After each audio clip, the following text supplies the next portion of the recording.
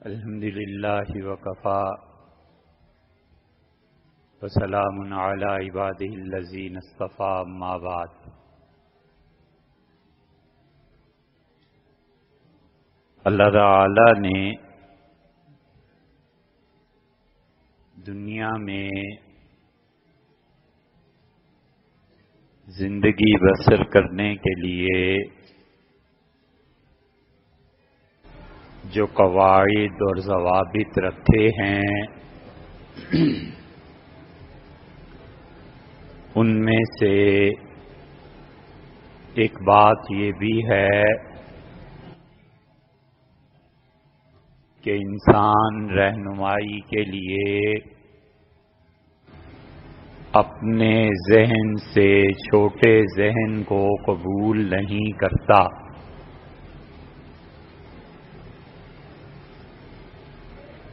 انسان یہ چاہتا ہے کہ جس شخص نے اس کی رہنمائی کرنی ہے وہ اس سے بڑا ذہن ہو،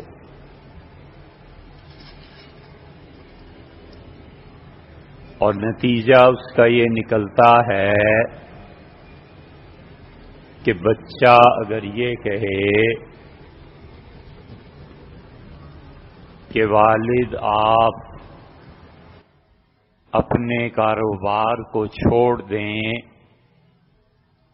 اور مجھے آم اچھے لگتے ہیں، ایک آم کی دکان کھول لیں، تو کوئی باشعور تاجر اپنے بچے کی بات محبت کے باوجود ماننے کو تیار نہیں ہوتا۔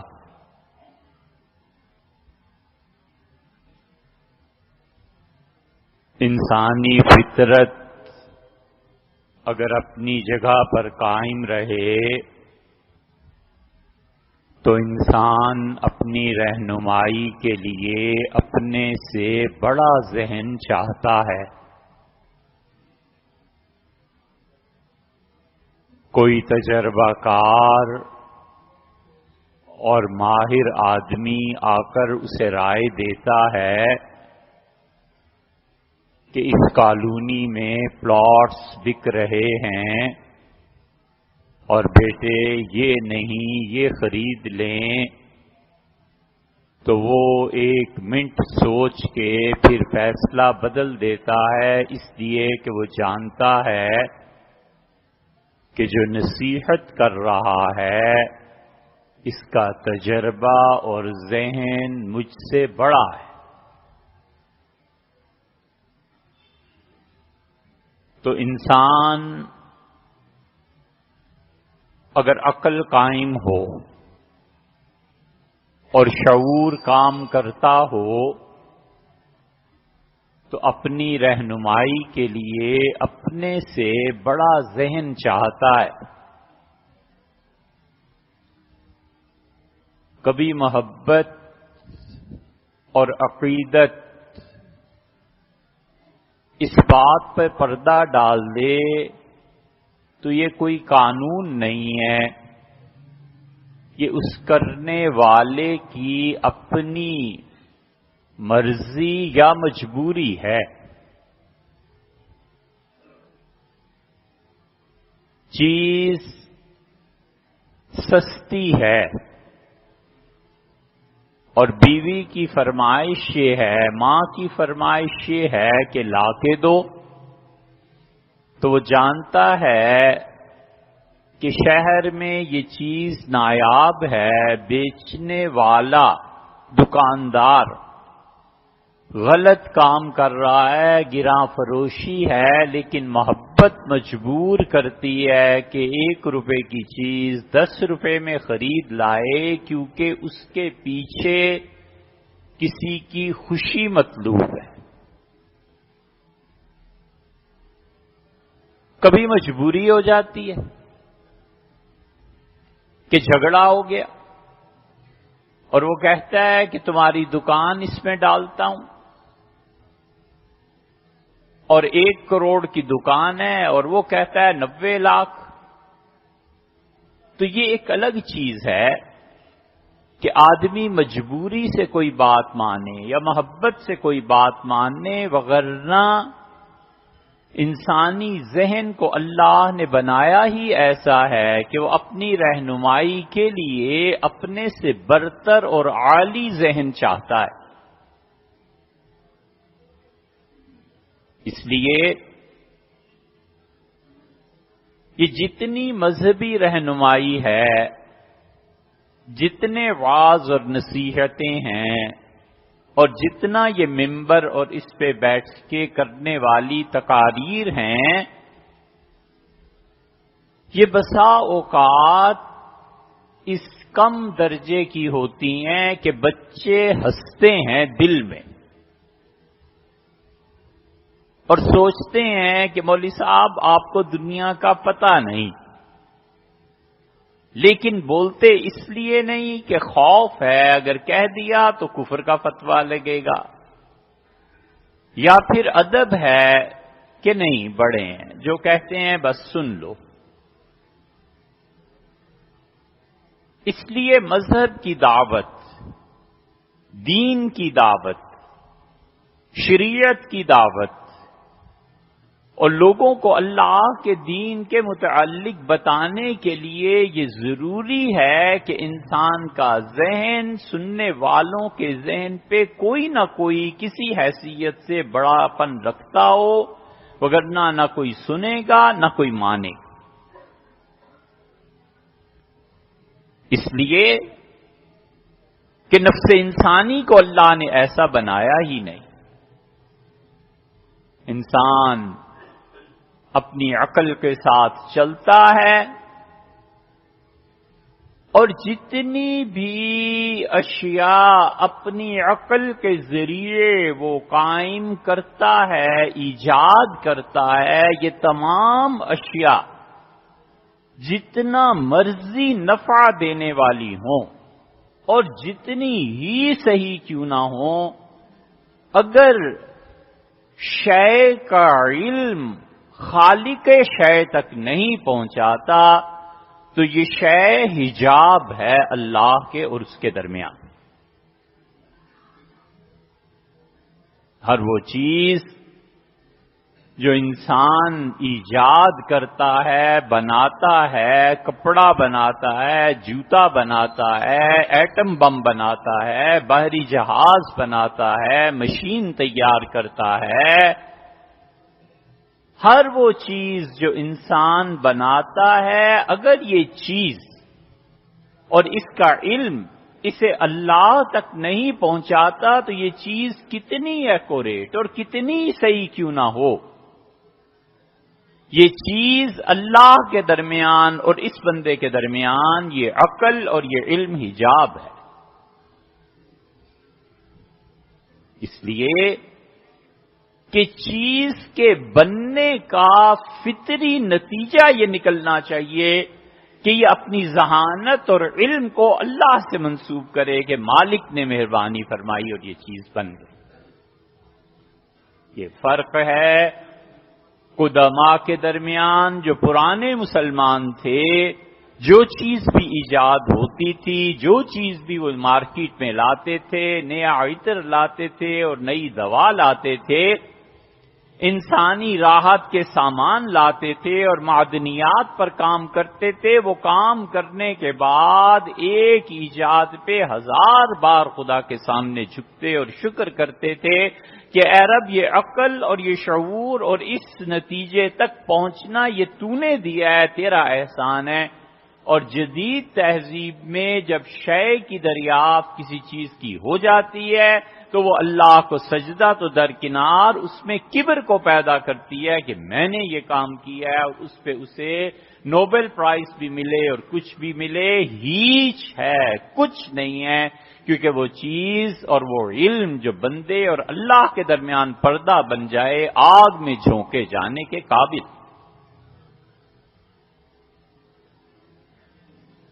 شے کا فطری نتیجہ یہ ہے، چیز کے بننے کا فطری نتیجہ یہ ہے۔ نمک کھانے کا فطری نتیجہ کیا ہے؟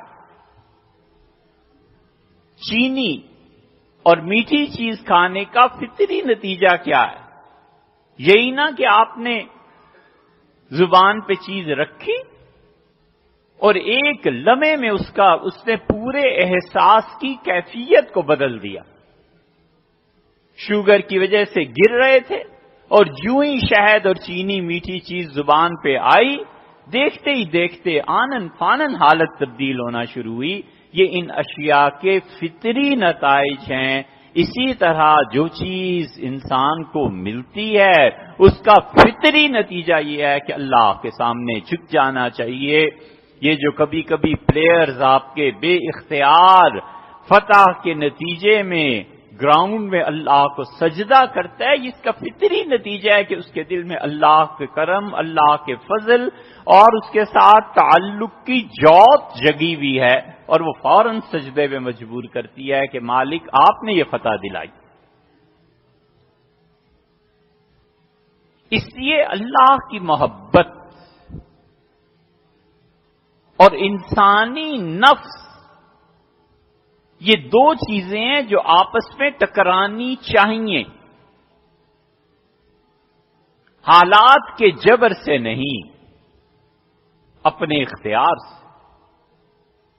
حالات کے جبر سے محبت الہیہ اور انسانی نفس جب آپس میں ٹکراتے ہیں اور ایٹم بم سے بڑا دھماکہ ہوتا ہے تو بھی نفع انسان کو پہنچتا ہے۔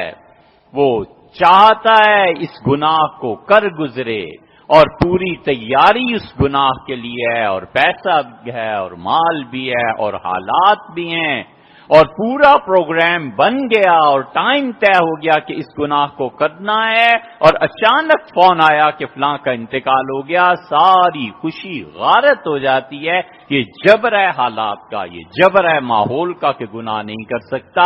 یہاں پہنچ کے حالات کے جبر کا جب خدا کی معصیت سے ٹکراؤ پیدا ہوتا ہے تو یہ ٹکراؤ اس کو اللہ کا قرب دیتا ہے۔ نہ ہو حالات کا جبر، حالات بالکل ٹھیک ہوں اور اپنے اختیار سے نفس امارہ اور حب الہی ان دونوں کو ٹکرائے۔ اللہ کی محبت اور انسان کے نفس کی خواہش خود تماشا دیکھے ٹکرا کے اس کا، یہ اللہ کا وہ قرب ہے جو کروڑوں نفلوں سے بہتر ہے، اور یہ اللہ کا وہ قرب ہے جو انسان کو بس اس زندگی میں ہی میسر آ سکتا ہے جب یہ چوٹ لگتی ہے اور دل چاہتا ہے کہ یہ گناہ کرے اور دل چاہتا ہے کہ یہ حرکت کرے، اور پیسے بھی، اسباب بھی، ماحول بھی اور خدا کی محبت کے ساتھ آ کر ٹکر لگی کہ اللہ نے کہا ہے نہیں کرنا لہذا نہیں کروں گا، تم جو مرضی کر لو۔ یہ ہے جو اللہ اس تماشے کو خود دیکھتا ہے اور اپنے بندے کو شاباش دیتا ہے، اور قرآن کہتا ہے کہ وَنَہَا عَنِ النَّفْسِ، اور اس سے اپنے نفس پر قابو پایا، عن الہوا، اور اپنی خواہش پر عمل کرنے سے رک گیا۔ اللہ کہتا ہے فَإِنَّ الْجَنَّةَ هِيَ الْمَأْوَىٰ، ہم تمہیں اس کا ٹھکانہ جنت دیں گے، ہم تمہاری قدر کریں گے، کیونکہ اپنے اختیار سے کر رہا ہے نا، حالات کے جبر سے نہیں کر رہا، اپنے حالات کے جبر سے نہیں، اختیار سے۔ تو اختیاری اعمال میں زیادہ چیز ہے۔ ساری زندگی نماز پڑھتا رہے اور ایک دن رونا نہ آئے، کوئی پرواہ نہیں، کوئی پرواہ نہیں، اس لیے کہ اللہ کا قرب اختیاری اعمال سے ملتا ہے، کیفیات سے نہیں۔ اور رونا آ جائے ایک مثال ہے، اور وہ اللہ کی محبت پر مبنی ہو اور دل میں خدا کا اتنا خوف ہو، ہاں وہ ایک الگ کیفیت ہے۔ اسی لیے صحابہ کرام رضی اللہ عنہم قرآن نہیں سن سکتے تھے۔ حضرت ابوبکر رضی اللہ عنہ کے متعلق صحیح بخاری میں آتا ہے کہ جب بھی قرآن پڑھا جاتا تھا لا یملک عینیہ، حضرت ابوبکر رضی اللہ عنہ اپنی آنکھوں پہ قابو نہیں رکھ سکتے تھے، بے اختیار رونے لگتے تھے، بجلی کی طرح ادھر آن ہوئی اور ادھر اس کا اثر ظاہر ہوا۔ ادھر قرآن شروع ہوا اور ان کی آنکھوں سے آنسو ٹپکنے لگے. حضرت رسالت پناہ صلی اللہ علیہ وسلم کی کبھی کبھی یہ کیفیت ہوتی تھی. تہجد کی نماز پڑھ رہے تھے اور آپ جب اس آیت پر پہنچے کہ ان تعذبہم فانہم عبادک، اللہ اگر تو انہیں عذاب دے، اللہ یہ تیری ہی مخلوق ہے، تیرے ہی بندے، اور اے رب اگر تو معاف فرما دے تو تیرا شیوا، تیری شان اللہ معاف ہی کرنے کی ہے. ساری رات گزر گئی اس ایک آیت کو بار بار پڑھتے رہے اور روتے. وَإِذَا سَمِعُوا مَا أُنزِلَ إِلَى الرَّسُولِ، اور جب یہ سنتے ہیں اس قرآن کو جو ہم نے رسول صلی اللہ علیہ وسلم پہ نازل کیا ہے، تَرَىٰ أَعْيُنُهُمْ، تم ان کی آنکھوں پہ غور کرو، تَفِيضُ مِنَ الدَّمْعِ، آنسوؤں سے آنسو ٹپکنے لگتے ہیں. یہ جو آنکھیں نم ہوتی ہیں اور آنسو ٹپکتے ہیں تو اس کا مطلب یہ ہے کہ اس نے محبت سے بھی بڑھ کر معرفت کی منزل پر قدم مارا ہے. یہ محبتیں بہت بہت اللہ کا قرب دینے والی ہیں. یہ محبتیں ہی ہیں جو گرمی کے روزے رکھواتی ہیں، اور یہ محبتیں ہی ہیں جو سردی کی راتوں میں نمازوں کو لمبا کرتی ہیں. اس لیے محبت کا فطری نتیجہ یہ ہے کہ عبادت کرتا ہے. وہ کہتا ہے ایک سجدہ میں 100 کرنے کو تیار ہوں. وہ کہتا ہے ایک رکعت میں 100 پڑھنے کو تیار ہوں. کبھی اے حقیقت منتظر نظر آ لباس مجاز. علامہ کو آپ نے پڑھا نہیں نا، علامہ اقبال کو، اللہ کرے آپ پڑھیں.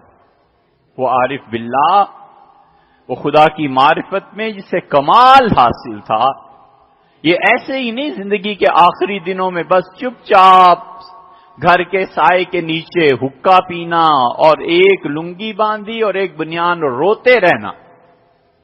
ان کے نوکر لکھتے ہیں، ان کے جو خادم تھے وہ کہتے ہیں بس وہ روتے رہتے تھے اور آنکھوں سے آنسو ٹپکتے رہتے تھے. کچھ پتا نہیں تھا اس بیچارے کو، کیا پتا کہ وہ معرفت کی کس منزل میں تھا، اور اللہ کی طرف سے جو حقائق غالباً کھلتے ہوں گے حیران ہوتے ہوں گے. ایک دنیا، پھر دوسری دنیا، پھر تیسری دنیا. وہ ایسے ہی نہیں کہتا کبھی اے حقیقت منتظر نظر آ لباس مجاز میں، اے وہ حقیقت شے، اے وہ حقیقت الحقائق، اے وہ مرجع کائنات، اے وہ جس کا سکہ اقلیم عالم میں رواں دواں، عالم امر اور عالم خلق دونوں اس کے زیر نگیں، اور دونوں میں اس کی حکومت قائم اور ثابت. وہ عالم خلق اور عالم امر کو اپنے ہاتھ میں رکھنے والا، کبھی نظر آ، کبھی پتا چلے کہ تو کیا ہے، وہ چاہتا ہے. اور عقل انسانی حجاب بن جاتی ہے. اللہ کی معرفت کا جو شخص جتنا انکار کرتا ہے اس کی عقل بھی اتنی پردے میں ہے. حالات کا جبر اس سے انکار کروائے تو الگ بات. یہ ایسا فکرہ ہے جو اپنی تشریح کے لیے کتاب مانگتا ہے. ہر آدمی جو اللہ کا انکار کرتا ہے خدا کے ہاں ایسا مجرم نہیں ہے جیسا وہ انکار کرتا ہے جو سمجھ کے انکار کرتا ہے. حالات کے جبر سے اللہ کا انکار اور چیز ہے، اور فطرت میں کجی پیدا کر کے انکار اور چیز. حالات کا جبر جس کو خدا کے انکار تک لاتا ہے، عین ممکن ہے خدا اس پہ رحمت کرے. انسانی نفس محبت جب ٹکراتی ہے اس سے تو پھر یہ ہے کبھی اے حقیقت منتظر نظر آ لباس مجاز کہ ہزاروں سجدے تڑپ رہے ہیں میری جبینے نیاز میں. میری پیشانی چاہتی ہے کہ آپ ایک سجدہ کہتے ہیں نا، میں 1000 سجدے کرنے کو تیار ہوں. تو سامنے تو آپ، پتہ تو چلے. اسی لیے علامہ دوسری جگہ کہتے ہیں عبد چیزیں دیگر، عبدہ چیزیں دیگر. بندہ ہونا اور بات ہے اور اس کا بندہ ہونا اور بات ہے۔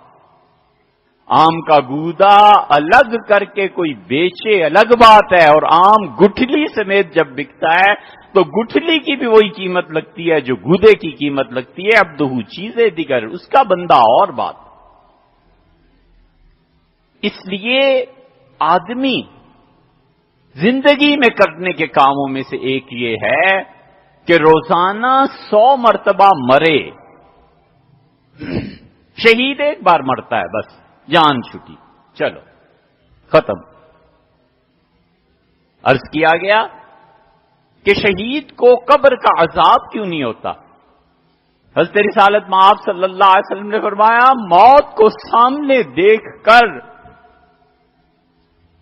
جو ایک لمحے کے لیے رک جاتا ہے، یہ لمحہ اس کو قبر کے عذاب سے بچا دیتا ہے۔ یہ شہید ایک مرتبہ مرتا ہے نا، جان چھٹی۔ صدیق اس سے 1000 گنا افضل ہے، روز 100 مرتبہ مرتا ہے۔ اس لیے جس انسان میں جنس کی قوت جتنی مضبوط ہوتی ہے، خدا کا قرب اتنا ہی ملتا ہے۔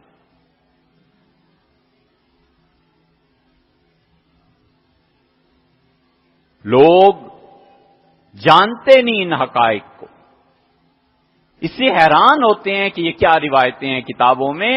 جانو ان روایات۔ عبداللہ ابن عمر رضی اللہ عنہما کہتے تھے کہ حضرت رسالت مآب صلی اللہ علیہ وسلم کے بعد مجھے نہیں علم کہ جنس میں کسی کو اتنی قوت ملی ہو جتنی مجھے ملی، اور میرا حال یہ ہے کہ میں روزے کا افطار صبر نہیں کر سکتا، بیوی کے پاس چلا جاتا۔ جتنی طاقت اللہ کسی کو دیتا ہے اتنا ہی خدا کی محبت کا ٹکراؤ بھی ہوتا ہے۔ حقیقت یہ ہے کہ وہ اسے گناہ کی طرف دعوت دیتی ہے، اللہ کی محبت اسے روکتی ہے، اور خدا دیکھتا ہے کہ میری محبت کی وجہ سے یہ گناہ میں نہیں پڑ رہا نا، اللہ اسے اپنا قرب دیتا ہے اتنا ہی جتنی بڑی قربانی۔ انسانی زندگی کا اصول ہے کہ عروج بقدر قربانی۔ جتنا انسان بڑا کام اور انعام کرنا چاہتا ہے اتنا ہی بڑا رسک لینا پڑتا ہے۔ جوئے کو اللہ کیوں کہتا ہے کہ ہاں اس میں نفع بھی ہے؟ کیونکہ جواری داؤ پہ مال لگاتا ہے، اور عین ممکن ہے کہ کروڑوں پتی ہو جائے، اور عین ممکن ہے کہ ہاتھ جھاڑ کے کپڑے اتار کے جوا خانے سے نکلے۔ زندگی یہ ہے کہ آگے بڑھتا ہے اور دعوت دیتا ہے خدا کی محبت کو کہ میرا امتحان چاہیے، شروع کریں۔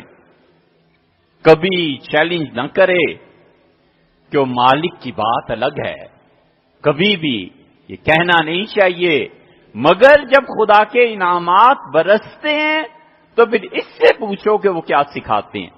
محبت خود جواب سکھاتی ہے۔ محبوب اور محبت کرنے والے کو بھی کبھی پوچھنا پڑتا ہے کہ آپ کے لیے آج رات میں انتظار کروں نہ کروں، فون آئے گا نہیں آئے گا، وہ تو ایک فطری چیز ہے یار، انتظار کرنا ہی ہے۔ محبتیں اپنے آداب سکھانے کے لیے غیر کی تعلیم کا محتاج نہیں ہوتی، وہ خود سکھاتی ہے کہ کیا چیز۔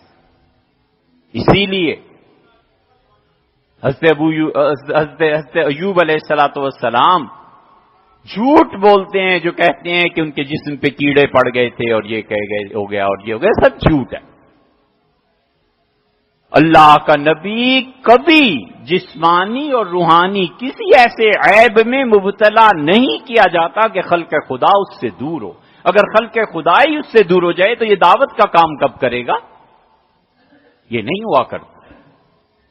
اس لیے محققین نے لکھا ہے یہ سب جھوٹ ہے۔ حضرت ایوب علیہ السلام کے متعلق صحیح تر بات وہ ہے جو حضرت رسالت پناہ صلی اللہ علیہ وسلم نے خود ارشاد فرمائی۔ بس کسی مشکل میں پڑ گئے، قرآن کہتا ہے عبد من عبادنا، میرے بندوں میں سے ایک بندہ تھا، اپنی طرف نسبت کی نا، میرا بندہ تھا، انا وجدناہ صابرا، ہم نے اسے بڑا صبر کرنے والا، نعم العبد، میرا کیا ہی اچھا بندہ تھا، مجھے بڑا پسند تھا یہ اپنا بندہ، انہ اواب، بار بار مجھ سے دعا، بار بار میری طرف پلٹتا تھا، رجوع کرتا تھا، وہ جہاں بھی گیا لوٹا تو میرے پاس آیا، جو بھی مشکل تھی اس میں میری طرف آتا تھا، بس یہی بات ہے اچھی میرے ہر جائی۔ حضرت رسالت پناہ صلی اللہ علیہ وسلم آیا، اور قرآن میں بھی ہے کہ اس سے کہا ہے میرے رب اب تو شیطان کی اتنی ہمت پڑنے لگی ہے کہ وہ مجھے اپنے برے منصوبوں کا شکار کرنا چاہتا ہے۔ انی مسنی الضر، میں پریشان ہو گیا ہوں، وانت ارحم الراحمین، کیا حسن ادب ہے، کیا حسن ادب ہے، بس یہ کہا کہ اے رب آپ سب سے زیادہ مہربان ہیں، میں تکلیف میں ہوں، میری پریشانی۔